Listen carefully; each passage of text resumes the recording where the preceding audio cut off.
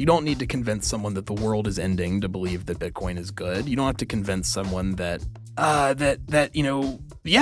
all you have to do is say, look, internet money is good. Neutral internet money is good. And so, BPI's messaging and communication sort of strictly follows that principle of mine, which is just ignore the fluff and cut right to the chase. What is it that people care about? In this case, with policymakers, they care about U.S. interests.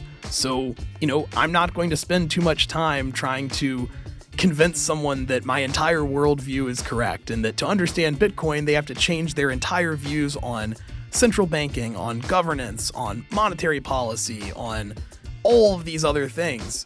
It's far easier to say, look, here are key U.S. interests. Here is how an open, credibly neutral monetary network advances them. Hello, everybody. You're listening to the Builders in Bitcoin podcast, a podcast about the people who bring Bitcoin to life. I'm your host, Rod, and I go by the handle BitKite on Twitter. I was fortunate to have the founder and co-executive director of the Bitcoin Policy Institute, David Zell, in the studio. This was another jam-packed and extensive episode.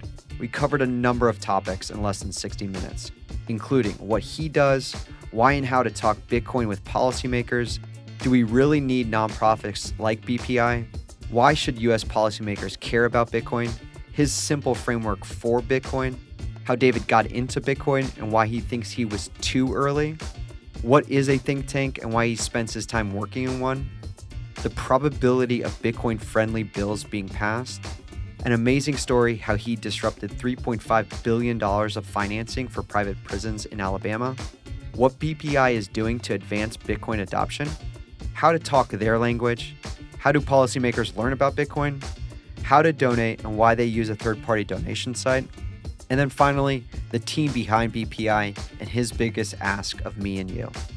I'm excited for y'all to give it a listen, so let's just jump right in. David, how the heck are you? I'm good, man. Dude, fresh off CNBC? Yeah, doing better now that I'm working at Bitcoin Park. Man, we love having you, that's for sure. So all joking aside, you literally were just right off CNBC, huh? Yeah. So what were you talking about? Just normie stuff. They wanted to know my opinion on the SEC investigation into Coinbase, the charges that were filed against the insiders for allegedly insider trading. They wanted to talk about macro. They wanted to talk about the Bitcoin price. I just kind of said, look, Bitcoin is different than cryptocurrency. Fortunately, Bitcoin is a commodity, and we're not dealing with regulatory uncertainty. So it's the same game every time. They ask broad questions. I try to pivot and just talk about Bitcoin. Love it, man. Yeah. Well, thanks for doing that. I mean, it's a lot of work just to get on these interviews and answer these normie type questions consistently. So kudos to you on that. Thanks. And I did use the word crypto a few times, but I did make the distinction between Bitcoin and crypto. So that's what matters. Yes, sir. Yes, sir.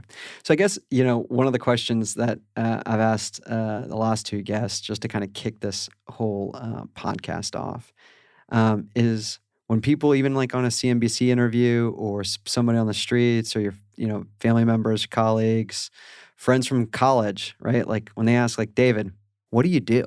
How do you answer that question? I usually say I work in tech. And then if they say, what? I say payments. No, I mean, it just depends on whether or not I want to have like an hour conversation about Bitcoin. So the evasive answer is usually I work in tech or I work in tech policy. The truthful answer is that I'm the founder of the Bitcoin Policy Institute. Yeah. So I'll even tailor the question. You got a potential big donor who understands Bitcoin, right? And they want to support the advancement of Bitcoin adoption at a policy level. Like, how would you answer when they say, "Hey, David, what does the Bitcoin Policy Institute do, and what do you do specifically?" We advance the worldview that Bitcoin is good for the United States, that it benefits U.S. interests.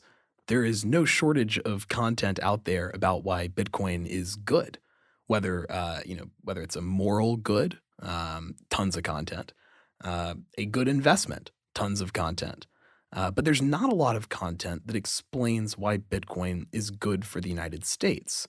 And so when you think about the concept of orange pilling, right, you're usually trying to convince someone either that they should buy Bitcoin or that it's cool and that it's good. Neither of those are really sufficient, though, to like orange pill the government. And so what we do is through research, data analysis, we sort of bring experts, academics, policy people, lawyers, climate scientists, economists, national security thinkers, and we write and think about a vision of an America that is strengthened by a rising Bitcoin. And that's sort of the key thing that we do. Yeah, well, that sounds great and appreciate that. One of the conversations that we've had in the past is around how we think about government. And one of the questions I have is, do we actually need a quote unquote lobbyist for Bitcoin, or do we need to have these conversations, right, with the government? I mean, if we think Bitcoin's an inevitability and it's a grassroots movement, why do we need, I mean, not to challenge you, but just put you on the spot, but like, why do we need folks like you guys?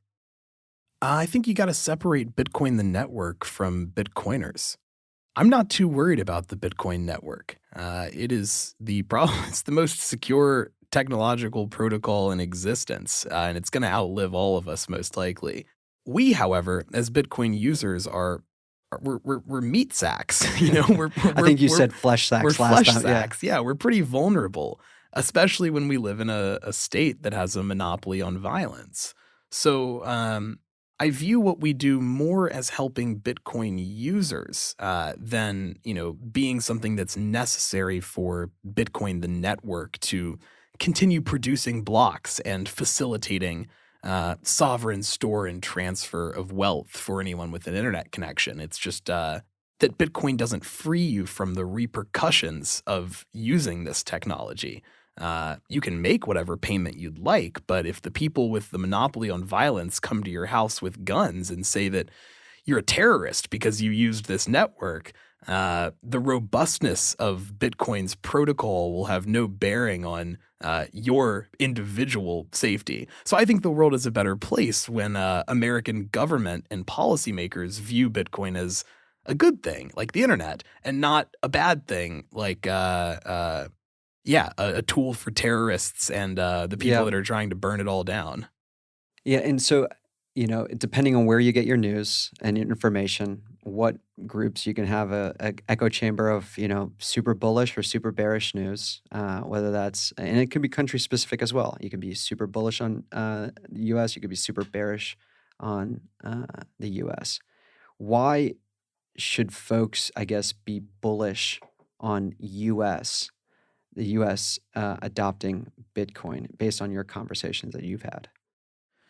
Depends on which folks you mean. Like, why should regular Bitcoiners care about the state of Bitcoin in the United States, or why, American policymakers should? The latter. Why policymakers should care about it. Exactly. Yeah. I think you got to start with the internet. For the longest time, you had to have a .mil or a .edu domain to get online.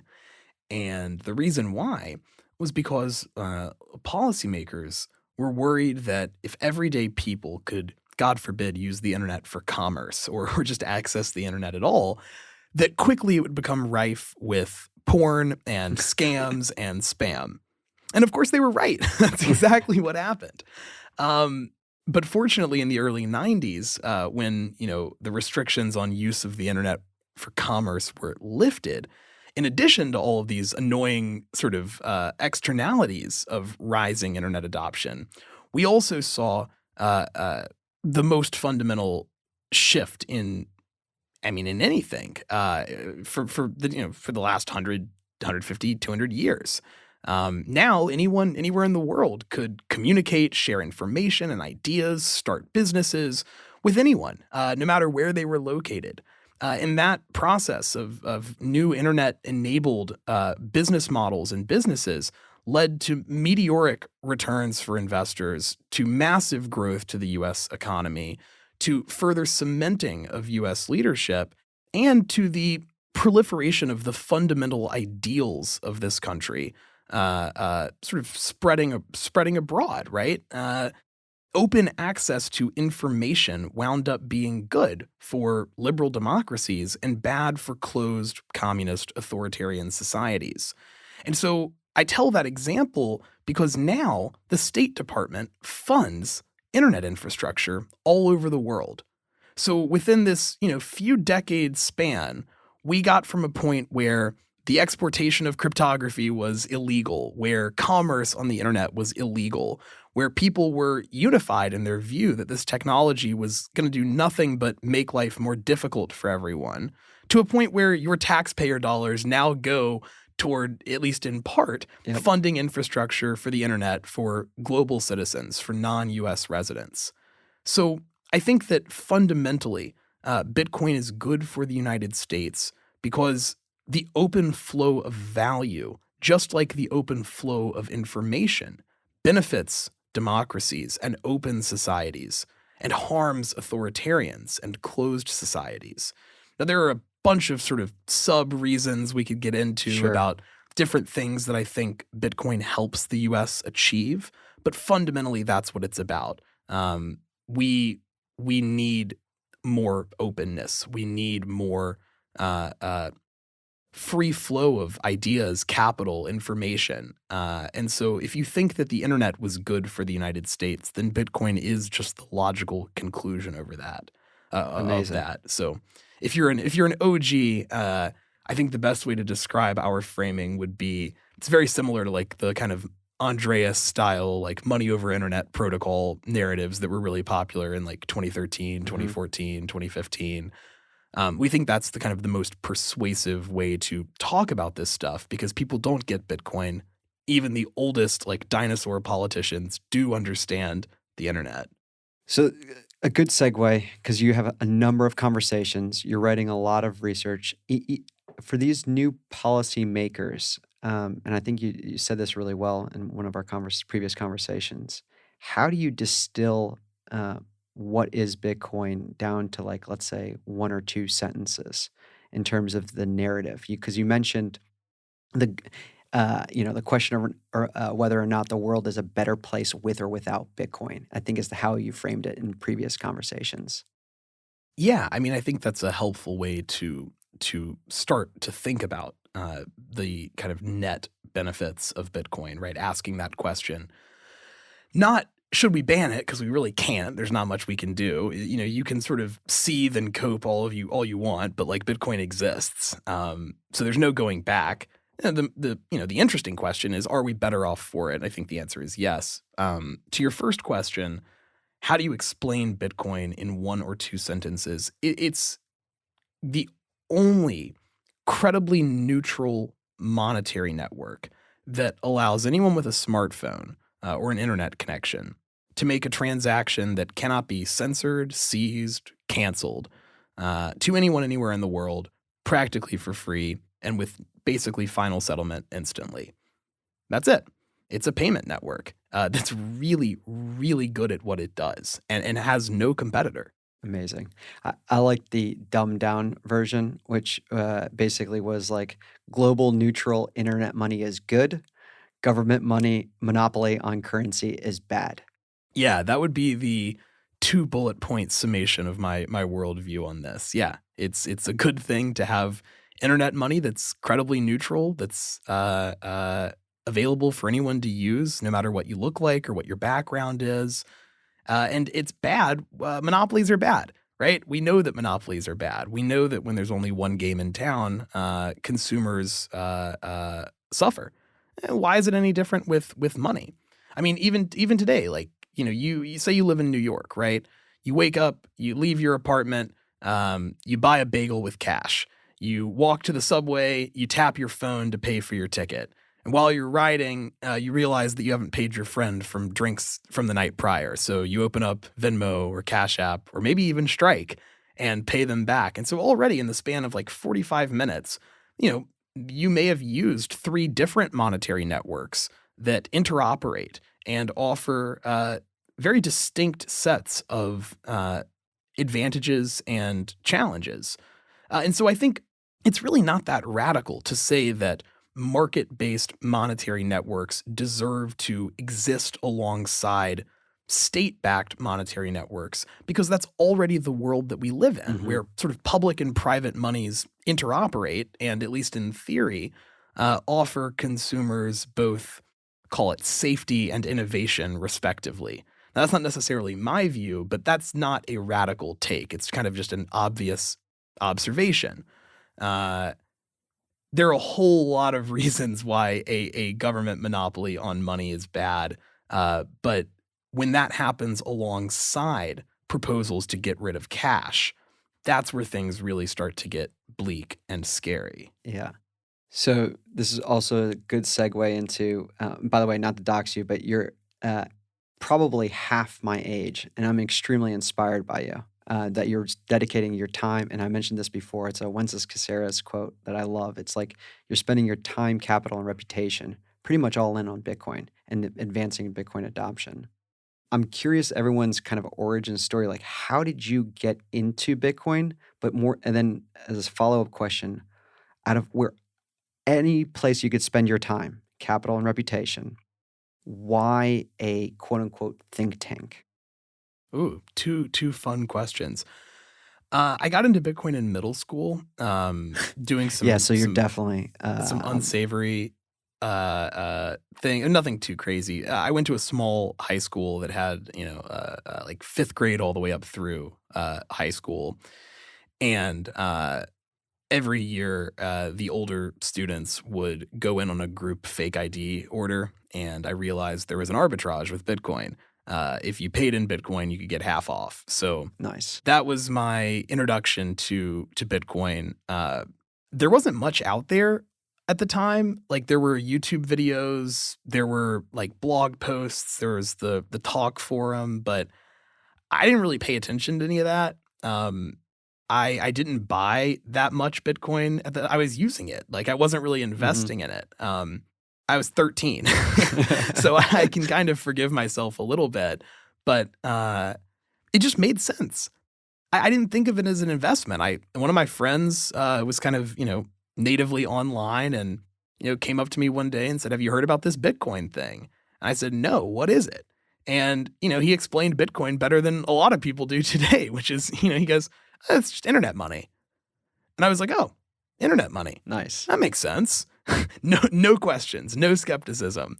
And so I think that for a lot of people, that initial knee-jerk reaction of like, that doesn't make any sense, is what leads them to being orange-pilled, because they have so many questions that they need to like answer to scratch that itch. And then in the process of trying to debunk Bitcoin, a lot of times people will wind up giving up and saying, "All right, actually, I've answered all of these questions to my satisfaction. This is really cool." I had the opposite problem. I just said, "Oh yeah, that totally makes sense." And I saw the price going up and down and didn't think much about it. I was like, "Ah, yeah, all right." I mean, it's not backed by anything, so makes sense that it's volatile. I didn't understand that there was a supply cap. I didn't understand that we were early. I mean, there were already news articles all the time that were written about Bitcoin in 2013. So it didn't feel like some big secret that was, if I don't know, I just had no reason to expect it to really go up much in value. And I thought it was anonymous for like 2.5 or 3 years. So like I would tell people about Bitcoin and say, "Oh yeah, it's like anonymous internet money." So it wasn't until like 2016, tail end of 2015, that I, actually started to like do research into Bitcoin and learn about it. So yeah, I don't know. I was a little, you don't hear people say this often, but I think I was a little too early into Bitcoin. I think that if I'd been a few years older, would have been better. I probably would have been more likely to figure out that there was more going on here. It just seemed intuitive and obvious. Yeah, you were growing up basically on the internet. Yeah. Right? And so is internet money. And so you just thought it was just par for the course. Oh, it's worth like $50. Like, cool. All right. Oh, it's worth like $65. Oh, cool. Like, so you're in middle school and high school. You have a on the periphery view and understanding of Bitcoin. Slowly over time, you're getting to learn a little bit more about Bitcoin. You go to college. You go and get into a great school, into this fellows program, and you're in college. And then you want to take the story from there, because I'm really interested in how the leap again from going into college and then jumping into the first, and you can correct me if I'm wrong, your first real job, quote unquote, is founding the Bitcoin Policy Institute. Yeah, I guess I had I had a few jobs in between those two things. Notably, I was the head of policy at Bitcoin Magazine for like 6, 7 months, something like that. Got it. So I did work in the space. I interned at UTXO, which was like a sort of Bitcoin hedge fund.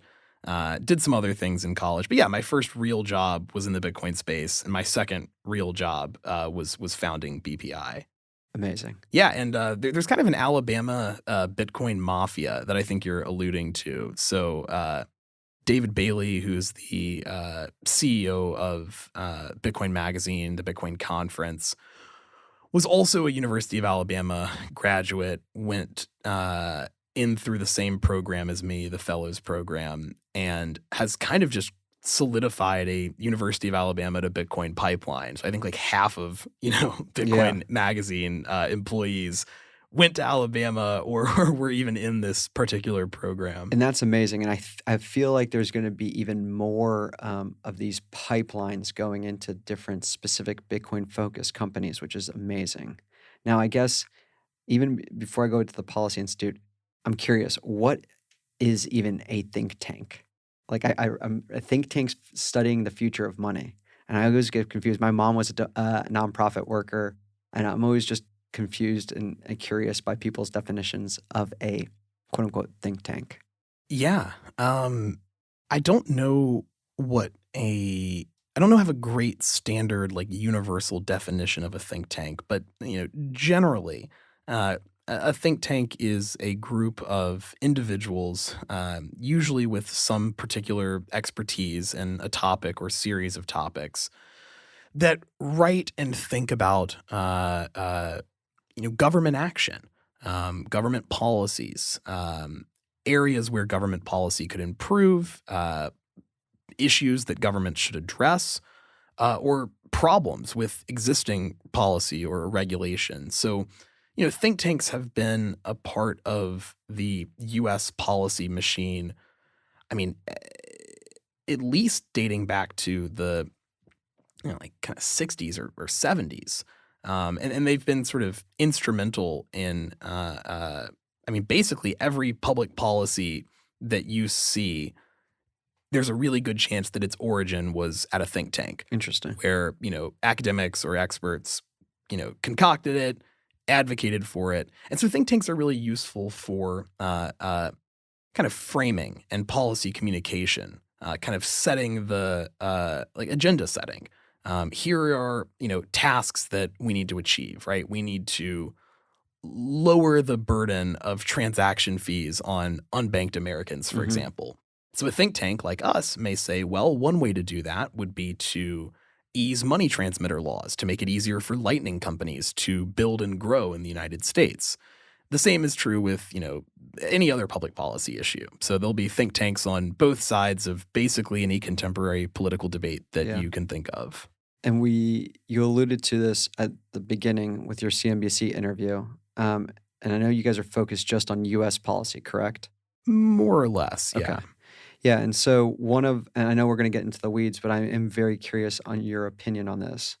With the bipartisan bill that was proposed by, I believe, Senator Toomey and Senator Sinema, which would exempt Bitcoin transactions below $50. What's the probability of a bill like that being passed? Now, probably not that high. In the future, probably extremely high. I do think that's the direction that we're heading. And you got to give a huge shout out to Coin Center here, to Jerry and the crew over there, because they've been advocating for this for years. I think if memory serves, there have been 4 bills in the House over the past few years that have attempted to create a de minimis exemption from capital gains tax for crypto transactions. This is the first time that it's been both bipartisan and bicameral, where there's kind of a sister bill in the House, and the one that you're referring to is the one in the Senate. I think it's definitely the direction that we're heading. Will this particular bill be passed? Extremely unlikely. But that's not really why this stuff is important. It's important to the point I made earlier. It's about agenda setting. It's about setting the frame. So when you look at, for example, Senator Lummis's bill, it's a similar story there. Like, is that bill likely to pass, in its exact form, like now? No. But when future regulation, future policy is crafted, it sort of sets the goalposts. It sets the frame. It says, here are good things to do for this industry, like writ large. And so it's similar to like Warren Davidson introducing the Keep Your Coins Act, the KYC Act, which was a really short bill, had no probability of passing, but basically just said, hey, Americans have a right to self-custody digital assets that should not be infringed. Now, that's valuable because it gives us a frame of reference. It gives policymakers a frame of reference. And so 2, 4, 8 years down the line, now protecting self-custody is not some radical, crazy proposal. It's something that's, been introduced. It's been talked about. A sitting U.S. congressman has advocated for it. So there's value basically in policy proposals and bills being introduced, even when they themselves are not passed. I think a good example to tie this up would be the 2016 election, where Bernie Sanders runs on universal health care, among other things. At the time, it's fairly controversial, even among the Democratic Party. 4 years later, it's basically every single Democrat running for president has some variation of universal health care. And those who are not advocating for universal health care found themselves in the minority. So Bernie Sanders did not achieve much of anything. He didn't achieve, universal health care. But what he did do was reframe the Overton window and make advocating for universal health care a pretty normal and conventional thing. And I think that's the best lens to look at a lot of the policy proposals and bills that you see regarding Bitcoin and digital assets now. They help set the Overton window, frame the conversation, establish these sort of goalposts, and these types of things will eventually make their way into policy if advocates kind of keep doing their job. Totally. One thing I am very cautious of is the advocates and their biases or preconceptions. Like, we all have different incentives in life, aspirations, biases. I am actually curious about yours. We talked about, bipartisan. So we talked about politicians on the right side or the perceived right side or the perceived left side. Where do you stand if someone was like, hey, David, where are you? Oh, gosh, what a question. Well, I think if you looked at my background, you'd probably scratch your head a little bit. So, when I was in college, I co-founded a nonprofit called ASAP, and we disrupted about $3.5 billion worth of financing into private prisons. So let's repeat that one more time. What did you're in college? Yeah, so I'm like 20 years old. I'm in my dorm room, and I hear that the state of Alabama is going to build 3 mega prisons in Alabama that are going to be leased by from private companies. In other words, we're going to spend billions of dollars of taxpayer money for giant prisons that we don't need, that we won't even own at the end of the year. The lease is like 30-year expiry. And that just pissed me off. I was like, that's absurd. Like, we this is not the direction our state needs to move in.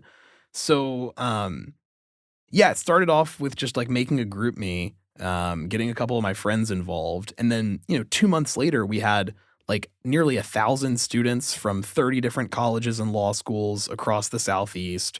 And we engaged in a bunch of public pressure campaigns around the financial institutions that were underwriting the bonds for the prison construction. I realized pretty quickly that, political advocacy was not going to be very useful. Alabama is very conservative. There's no real opposition.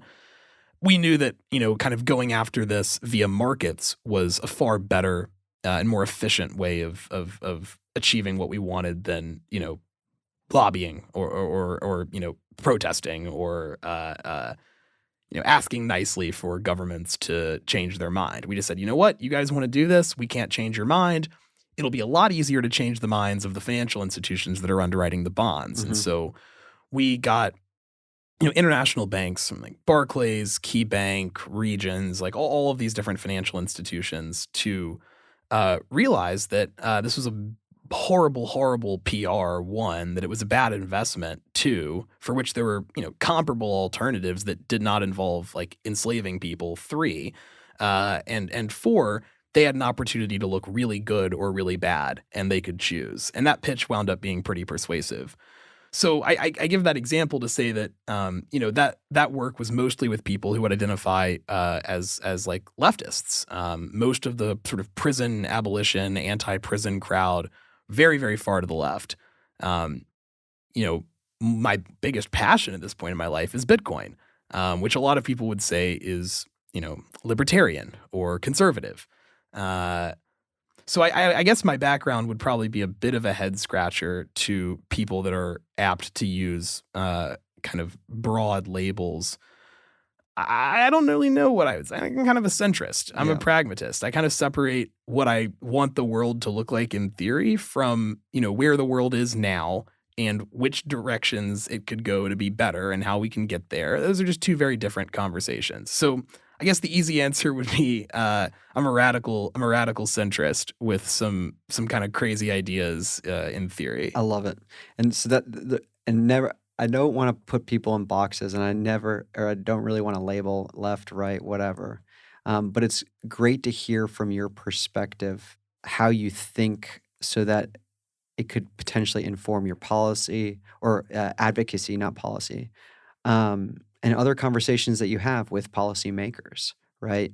So the big question why the Bitcoin Policy Institute, and what are you guys specifically or here's a better question. What are you guys specifically doing to help advance Bitcoin adoption? Yeah. The best way to explain it, I'll just sort of give you my view on how this all breaks down. I think the fate of Bitcoin in the United States is largely an incentives game, right? There will be people who are incentivized to see Bitcoin flourish. There will be people who are incentivized to see it attacked. I am relatively skeptical about, especially like my ability to do much to sort of change those headwinds. Like the chips are going to fall where they're going to fall. And I think Bitcoin's network effect and incentives are going to be the strongest thing that sort of keep it shielded and keep it around. And what we do is sort of a derivative of that incentive structure view of the world, where we know that there are going to be, just like there are everyday people incentivized to support Bitcoin, there are going to be policymakers who are incentivized to support Bitcoin as well. The blocker to that is that a lot of policymakers would have no idea where to begin in explaining why they support this thing. And so I think the best way to explain, what BPI does, especially in relation to, say, Coin Center, whereas Coin Center does fantastic work on crypto policy itself. They're a C4, so they engage in lobbying, they write legislation, they are focused on the sort of nitty-gritty regulation of Bitcoin and cryptocurrency. We're sort of answering the next question, which is, what are the policy implications of Bitcoin? How does this strengthen U.S. competitiveness, national security? How does it help everyday Americans? Why is it good for the United States? And so really what we do is we make policy-style arguments for Bitcoin to sort of grease the skids and allow those incentives to play out as efficiently as possible. So if you think Bitcoin is cool and you're a policymaker and you're not sure why it's cool and you're not sure how to respond to oh, does this compete with the dollar? Does Totally. it use a lot of energy? Why does this matter? BPI provides those resources, those talking points. Yep. And we do it with really high quality research from a credible group of like bipartisan scholars. So we've got like Austrian economists and like radical environmentalists who've all kind of banded together under the BPI banner and really support Bitcoin. Yeah. And I say radical environmentalists in air quotes. They're probably radical to the Bitcoin community, but they're probably not very radical to the rest of the kind of climate crowd. It's really interesting when you see the Congress call these different types of hearings, right? Mm-hmm. And then they're like, all right, we need a crypto hearing. And so they call up, the crypto company CEOs and they bring those folks in. And here's a blockchain expert and so on, blah, blah, blah. There's no really, hey, let's call this CEO of Bitcoin, and have a conversation with him or her. And I think that's a role that you guys can also potentially play. Yeah, and we're definitely not trying to speak for Bitcoin. So we don't kind of walk around Washington and say, "Oh, yep, Bitcoin, that's us." Exactly. Like we can speak for it. But you're right, that dynamic does play out, and it's not necessarily to Bitcoin's advantage in this particular way. That's what makes Bitcoin like actually cool and makes it different from every other kind of shitcoin or crypto project is that it's incredibly neutral. It's truly decentralized. There is no CEO. Mm-hmm. And that's awesome. But yeah, you're right to point out that when policy, impacts industry, there's a really standard template for how this stuff goes. Why, right? Washington calls up the key stakeholders from industry, get them in a room and say, okay, what do y'all think about this? Can we reach a compromise? Can we find a policy middle ground that balances our desires with, y'all's desires to make money and to innovate? The trouble is that Bitcoin doesn't have a CEO, so who gets called? Right. And so you see these meetings about the digital asset industry or the crypto industry that are, all of the attendees are CEOs of proof of stake companies, despite the fact that the overwhelming majority of the cryptocurrency market is proof of work. Mm-hmm. Depending on whether or not Ethereum eventually merges, it'll still be the majority or the large plurality. But that aside, it's notable and concerning that stakeholders from a small sort of subsect of the broader industry make up 95% of its representation in Washington. So I do hope that BPI can fill that function, not to speak for Bitcoin, but to have a Bitcoin seat at the table.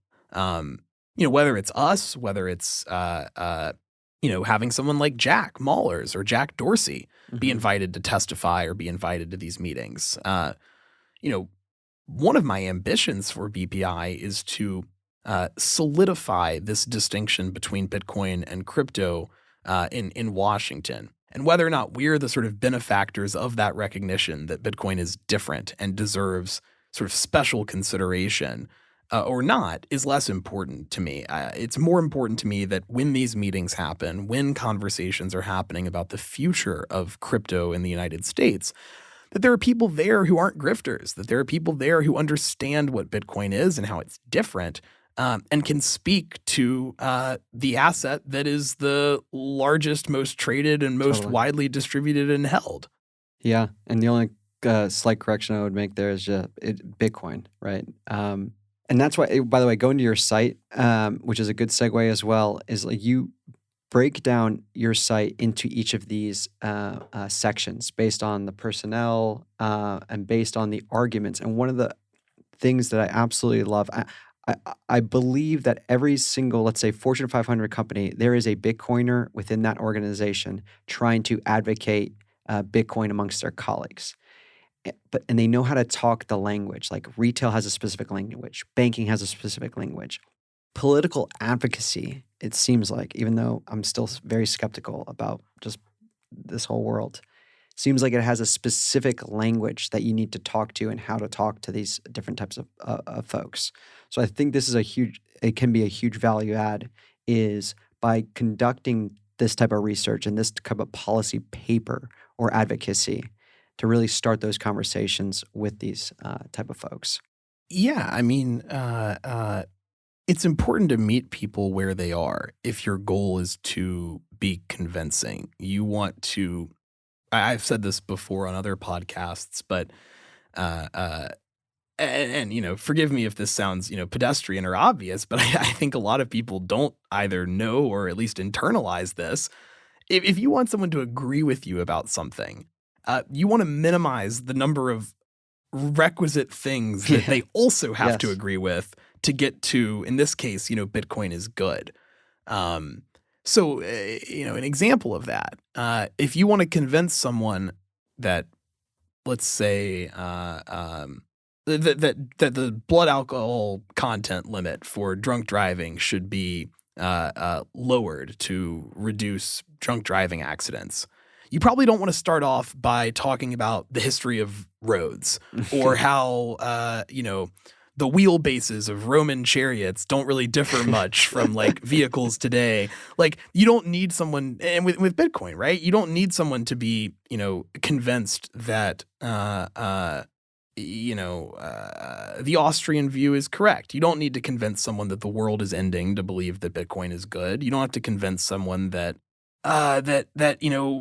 yeah, I mean, all you have to do is say, look, internet money is good. Neutral internet money is good. And so, BPI's messaging and communication sort of strictly follows that principle of mine, which is just ignore the fluff and cut right to the chase. What is it that people care about? In this case, with policymakers, they care about U.S. interests. So, I'm not going to spend too much time trying to convince someone that my entire worldview is correct and that to understand Bitcoin, they have to change their entire views on central banking, on governance, on monetary policy, on all of these other things. It's far easier to say, look, here are key U.S. interests. Here is how an open, credibly neutral monetary network advances them. Yep.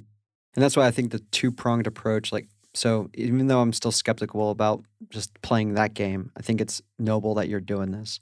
But the grassroots efforts at the local level or the constituents level to really push that, and hopefully policymakers and have the best interests of their constituents, which I fundamentally I'm an eternal optimist. So I believe in people. I believe in human ingenuity, and I think that'll push.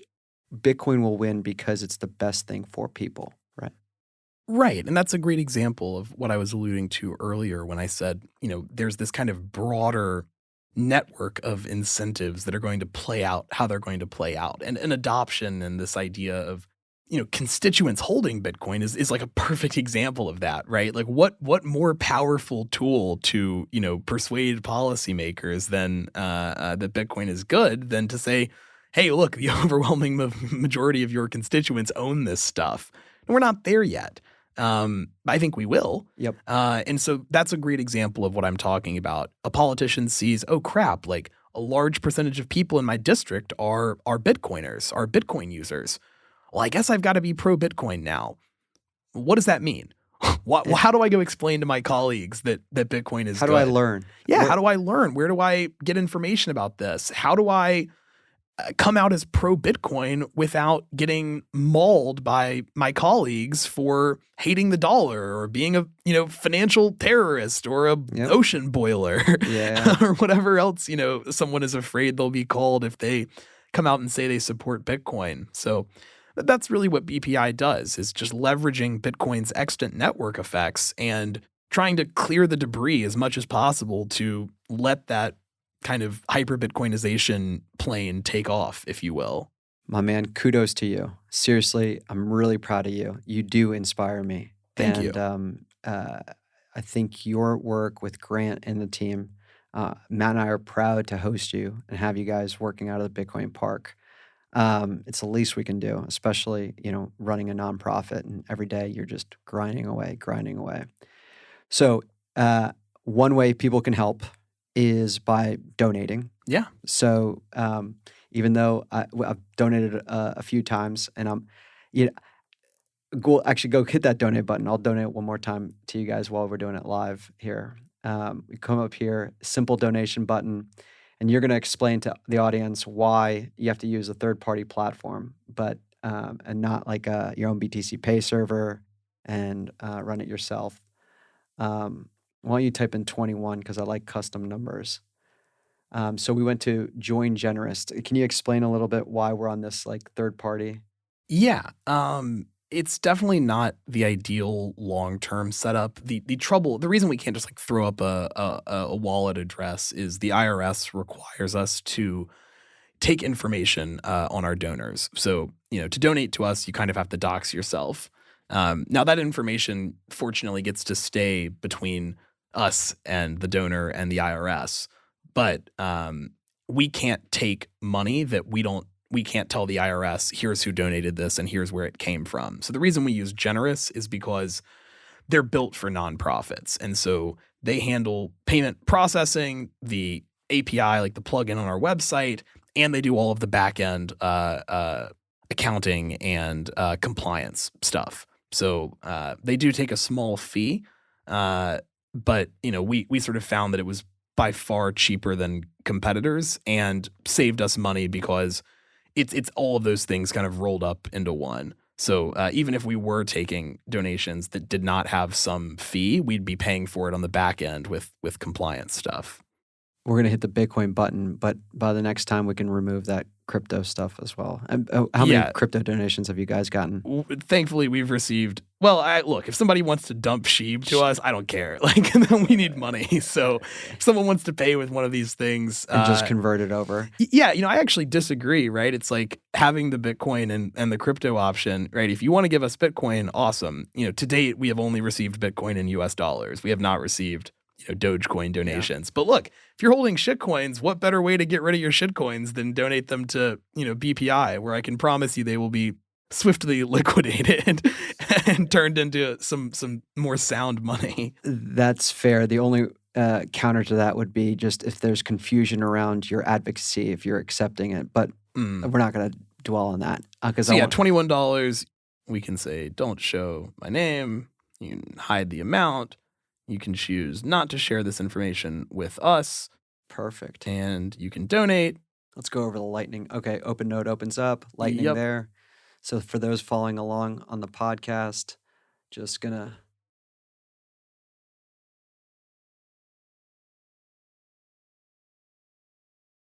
All right. Perfect. Well, and so I'm going to have dinner tonight. Thanks, You're Rod. Have dinner. Absolutely. So what do you guys... Okay, so you guys need money. We need to increase donations such that you and the team can do the things that you could do to advance Bitcoin policy or advocacy amongst policymakers. That's right.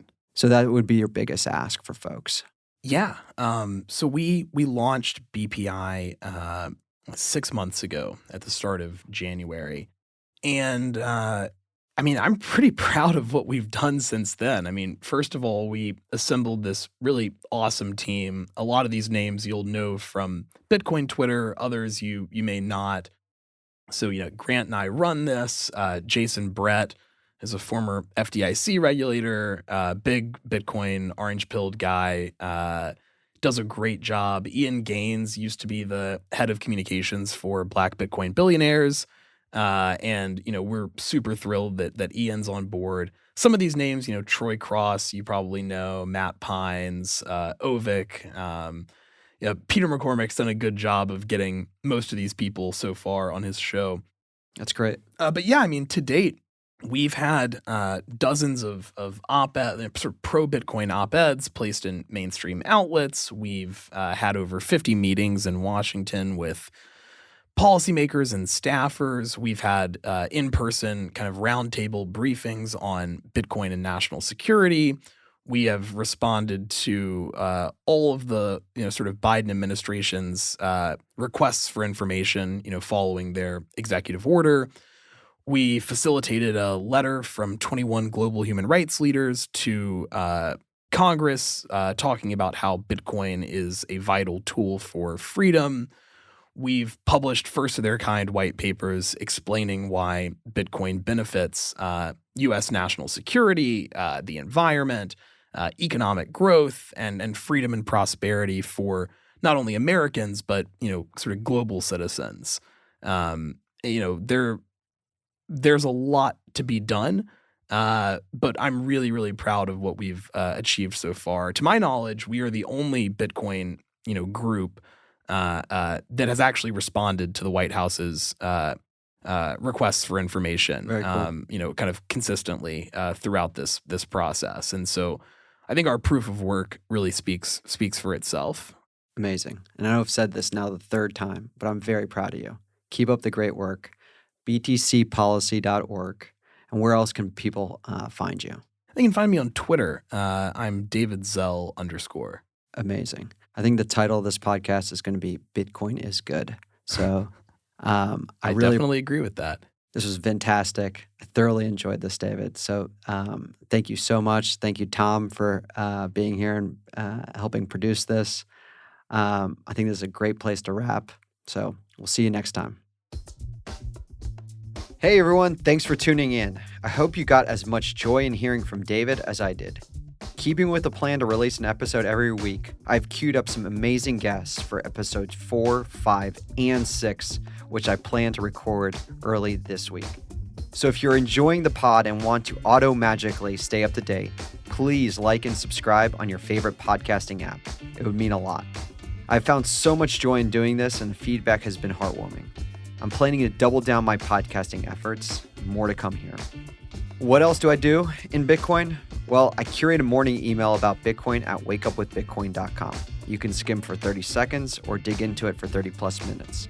The choice is yours, and it's free, so consider subscribing or passing along to friends who are interested in Bitcoin-focused info each morning. Lastly, come visit us in Nashville at Bitcoin Park. I'll be hosting a hands-on mining workshop with Dr. FOMO this Wednesday. We've reached capacity for this workshop, but if you'd like to join the waitlist or be the first to know about future workshops, meetups, or events, join our meetup page at meetup.com/Bitcoin Park. Until next time.